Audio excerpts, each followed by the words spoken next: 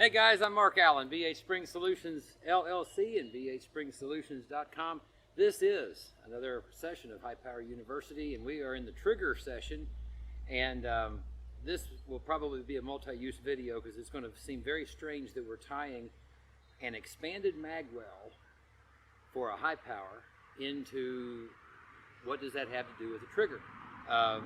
Expanded magwells typically give you a larger opening to insert your magazine into the grip frame. This is often associated with competition handguns and more customized handguns for carry or home defense. And one thing that has always been very, very noticeable about the high power design, the manufacturers, when it comes to competition, they did very little, maybe nothing, to really advance the high power design in the realm of competition. We have developed a theory as to why that probably happened. How did the CZ75 get so popular for competition? I think this session is going to answer that question. And yes, this leads back to the subject of the trigger. So you'll start to understand how we're pulling these two subjects together: expanded magwell and the quality of the high powers trigger, the geometry of the high powers trigger. These things kind of all play into the picture, if you will. So we're going to kind of untangle that here just a little bit. But the product that I'm going to show you today is a brand new product that we have green lighted for production. This is going to be limited production, but it is a drop-in or modular. It would be the better word, expanded magwell for FN and Browning high power pistol owners who have the Mark III generation 9mm or 40 Smith & Wesson high powers with the cast frames. And we'll be showing you how to, you can tell the difference easily between a cast and a forged frame high power. This specific modification is specifically for and compatible with those cast frame pistols. So we'll be explaining more about why that here as we go along. But without further ado, in my carry bag I have, and I want to disclose, yes, this handgun is loaded because we're going to be shooting it here very shortly. This is a FN Browning high power with the BHSpringSolutions expanded magwell. The grips are integral and part of the modular system that this is. The magazines have an extended butt plate on them so that the magazine and the bottom of the grip frame with the extension basically of the expanded magwell, that also does again create an extension. So you can kind of see in my hand, this looks like a lot of CZ75 setups with the expanded magwell. For a two-hand wrap, I even can get my pinky of my offhand there around the grip. It's beautiful, kind of command and control kind of a feeling. Guys with bigger hands than mine, you're going to love this because this is going to give you a more sure feeling at the bottom of the grip frame. Great modification for guys with larger hands. So this is a modular system. The grip panels are CNC machined aluminum, and the inlays are walnut heirloom grade inlays in this case. And on both sides you see that. We'll show you how the drop-in magwell works, as well as the magazine base plates. So at this point, one of the things I wanted to share with you is, usability for me in a carry bag like this one. No downsides to this. And my carry bag has extra magazines. I can see myself with my high power in my carry bag. I can see myself having this expanded magwell on that high power. Now, the high power I carry inside my waistband, probably not. This probably will be removed if I'm inside the waistband because I don't think I'm going to like the way that extra beefiness of the magwell is going to print under fitting clothing. So Anyway, we're going to drop the carry bag, and we're going to do just a little shooting. We're going to do a mag change with the new expanded magwell. We're about 9 yards from the target here. It's a little tough to see. We're kind of playing with the shadows and the sunlight and everything. After this little bit of shooting here, we're going to do, we're going to move to the table, and we're going to dissect this component, and we're going to bring this back to what does this have to do with the high powers trigger. So.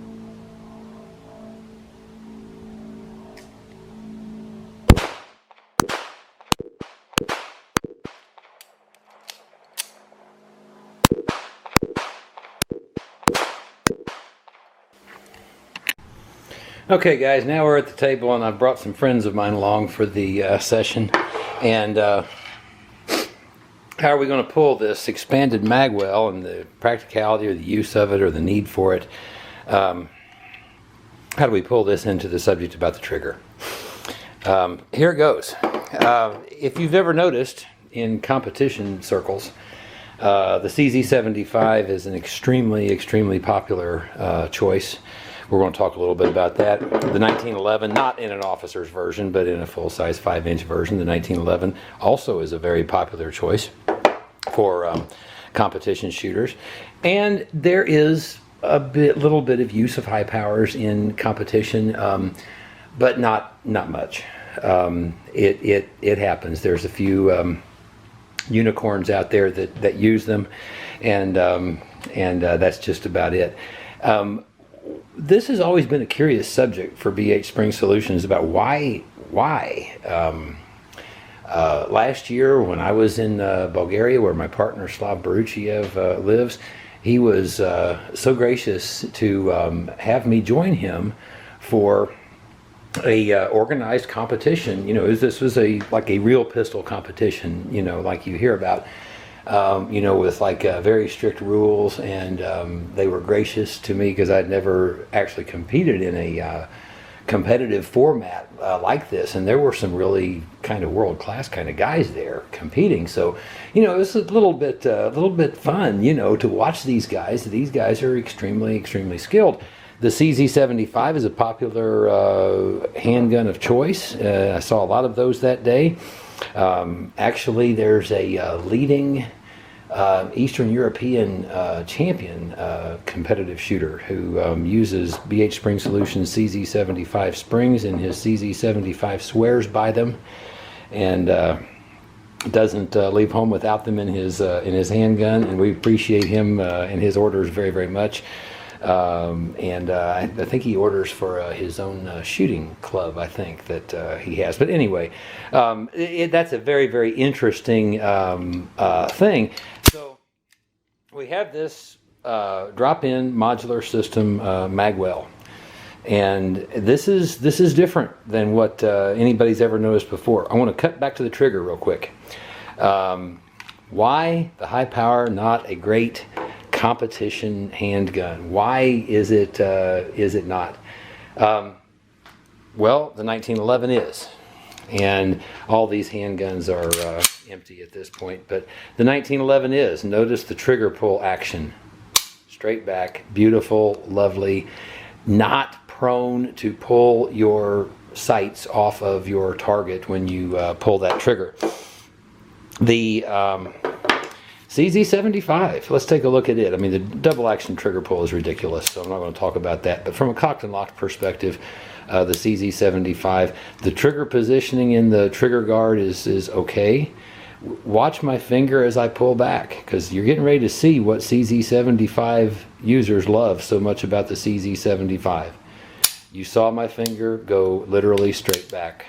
And it is, and compliments to CZ for really getting this right, because that makes this a very easy gun to shoot accurately most of the time. And I think that is part of its popularity. Another aspect of its popularity, very generous sized extractor. It really kind of one-upped the high powers external extractor in size. The extractor claw on the CZ75 is larger, and it holds like a beast. It's difficult to make these handguns, these CZ75s, malfunction, and part of the reason is this very, very convincing extractor that does its job with real authority, so to say.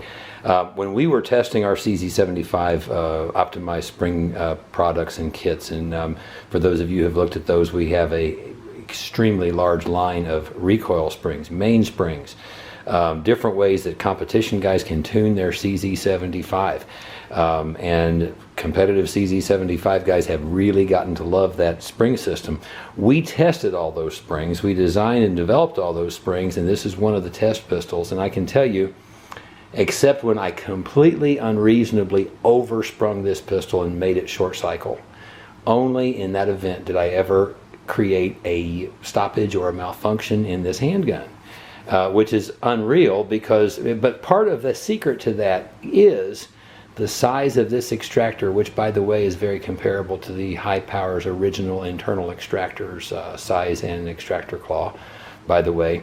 CZ really, they one-upped the High Power on extraction and on the design of their extractor. And now I say this compared to the external extractor that we all have known and had a little bit of a love-hate relationship now and then with on the High Power pistol. I would say that, but they definitely came to the party with the expectation that this extractor is going to hold that cartridge casing until it meets the ejector and gets it out of the gun, and CZ did do that. Now, back to their trigger pull. This trigger pull is not invincible, because I have to tell you, that is a lot of finger action and a lot of travel and a lot of reset. Well, we're not doing that very objectively here. We'll do it this way, the reset back to the single action phase.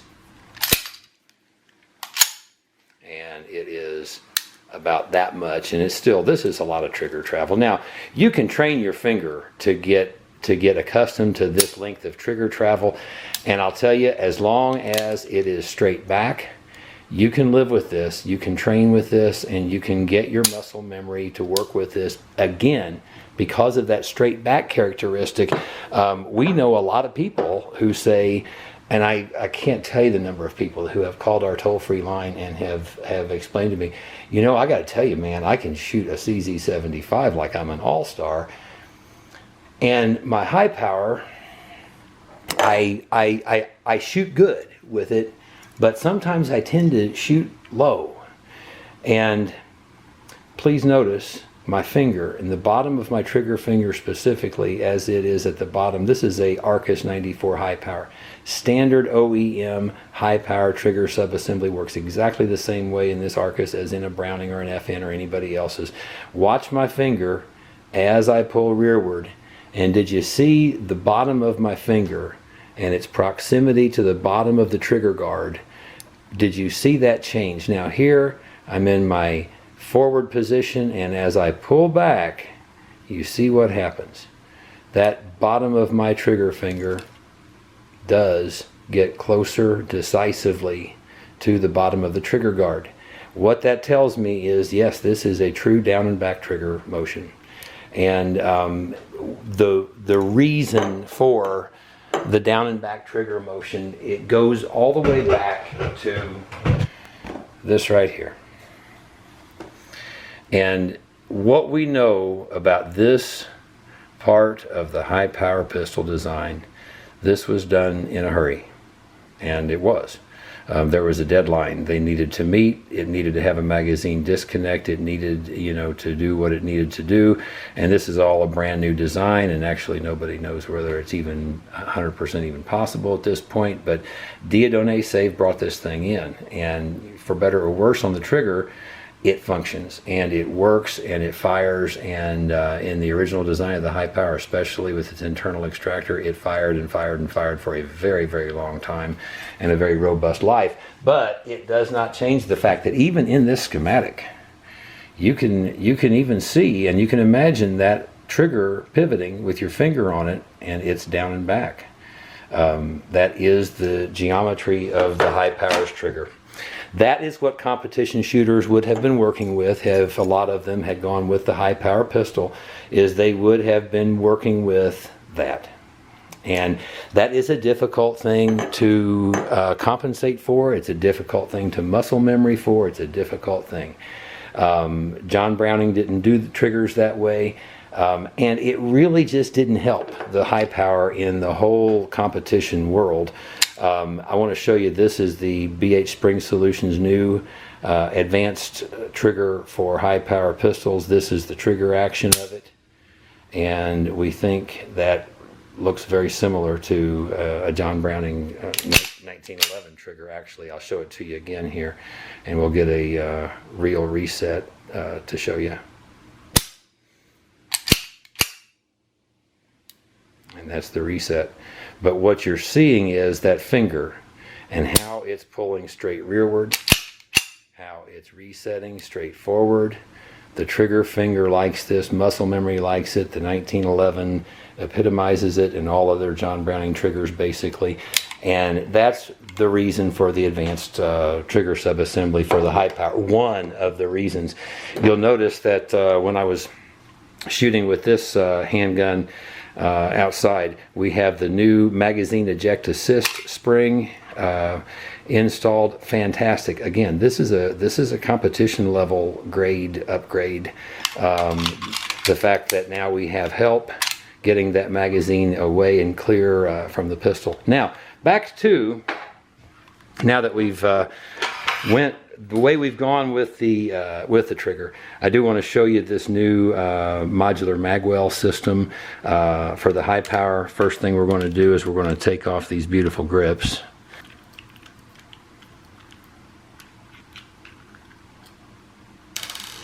Prior to this drop-in system, the most popular system, another company, not BHSpringSolutions, they also manufacture an expanded magwell, but and they install it. But what they have to do is basically chop the frame, and then they braze on the magwell, which requires your frame now to be refinished. And it's a permanent application, does not lengthen the grip frame at all, but it's permanent, and you're never going to get away from it from the point that that's modification is done. So anyway, we remove the grip panels like this. The grip panels are made integral, and by the way, we are also making this video to document the existence of this system as a system for the high power pistols for intellectual property protection purposes. So that's again another reason for this video today. The expanded magwell goes on and off just about that easy. Sometimes the first time you put these on, you want to have a rubber mallet and you'll tap it right here just to encourage it, but after the first time or two, you're going to slide on just like that. The grip panels are integral to the system, and they hold the magwell in place very securely. It's just not going anywhere. The grips are on and it cannot slide off. One thing that we can also note here is that this system is not for the forged frame high powers. Forged frame high powers have a similar issue as the Arcuses do, and that is when you try to install it, you run right into the back of the grip frame. This is a forged frame high power. This is a forged frame high power. It is the same result on all of them, and that is the back of the magwell runs into the back of the grip frame. So what's going on with that? A lot of people think, well, they just did forged frames, they did cast frames. The best giveaway for that is you'll see on the forged frames here, this all is smooth, and then you'll see on the cast frames, this is all grooved, casting marks. So when they started doing castings of the frames in order to reduce the amount of machining that was necessary, they straightened a lot of things up. So particularly at the bottom of the grip frame, this is one of those areas they really did straighten the world up. And so this magwell will not install on the forged frames, but the cast frames from about 1989 or 90 on, 9mm and 40, it will, and it's just a lovely, lovely system. The mag base plates go on and off just that simply. and that's what those are like. These base plates are fantastic when you're grabbing a magazine out of a pocket or out of a mag holder. It gives you a nice beefier bottom of the magazine to hold on to when you're accessing the magazines than just grabbing at this. That's just definitely a nice thing, and that's also what causes your magazines to fit flush here with the bottom of your magwell when everything is all together. There's one other thing about the 1911 and the high power as compared to like the CZ75, and this is not a CZ75 bashing session whatsoever. I happen to like the CZ75. I personally did all the shooting testing for our CZ75 product, and I've had these CZ75s apart and back together more times than I care to admit. The difference, the reason I say that the CZ75 is not invincible, and I'm going to try to say this tactfully, is it's not the natural pointer that the 1911 and the high power are. Somehow John Browning knew this better than anybody, I think. And I want to give you an example of how I proved this to myself. You know, prove it to yourself if you want to. Your results may be different than mine were, but here's what I did. I did a informal test. I had a target set up outside. I involved no ammunition, and I did 12 deholsterings with a 1911, and I deholstered fast as possible, raised the 1911 to the target, or towards the target, as fast as I could, and I checked the sights to see where my sights were pointing. And my sights were pointing pretty accurately to where I was wanting to fire.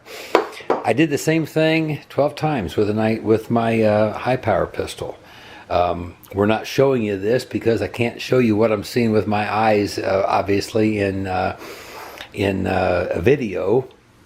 But when I deholstered 12 times and raised the high power to the target, instinctively or intuitively, my sights were very close to being on target. In a defensive situation, I think it would be probably very sufficient.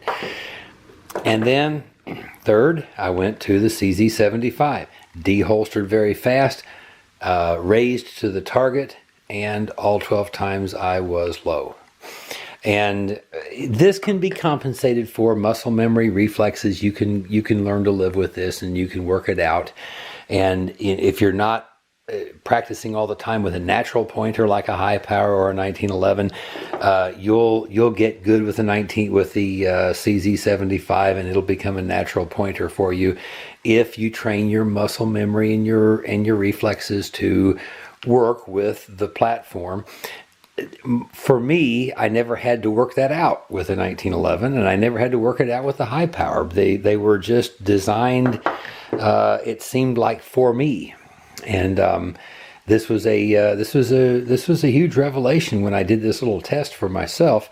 I invite you to do it for yourself. You may have the very similar results, but it's difficult to compensate for a design that's not optimal, because you have to train yourself to do that. The 1911 and the high power seem to have the advantage of John Browning being behind the grip frame ergonomics, making these very natural pointing pistols. One final thing we wanted to show you about the new magwell for the high power pistol. Here I want to show you one modification some users of this new drop-in magwell will want to make. Not a big deal. It'll take you a few minutes with a file. You see here we have the magwell. It creates a wider, more expansive kind of an opening. Then we see the edges of the grip frame. With a file, I can take and I can edge these or angle or diagonal these edges here of the grip frame, and it's going to create a completely smooth entrance into the grip frame. Without doing that altering, you're not going to have quite the benefit that you would have if you do that. By the way, if you do, just take this edge off right here and just angle this so the edge of your magazine can't catch.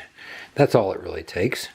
And what's going to happen is you're going to have a better feeding entrance to your magwell with or without the magwell when you do that. But you're going to use the magwell itself if you have one of these from BHSpringSolutions. You're going to use that kind of as a guide.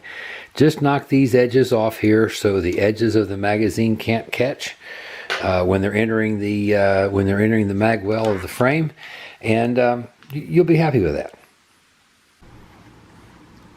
And the last thing I wanted to show you about this new expanded magwell system from BHSpringSolutions, it is a truly modular system in that you can use this system with or without the expanded magwell and with or without the extended base plate. So just imagine, I want to use the magwell. I need to use these grips. They're integral to the system. They hold the magwell in place securely, and that's the way that is. However, let's imagine I don't want to use the magwell. I've unscrewed the grip screws. I remove the magwell. I reinstall the grips. Remove the base plate from my magazines, and I have my traditional high power without the magwell. The grips are still perfectly usable. They fit wonderfully. Without the magwell, install your grip screws, and it's extremely convertible, completely convertible, and modular.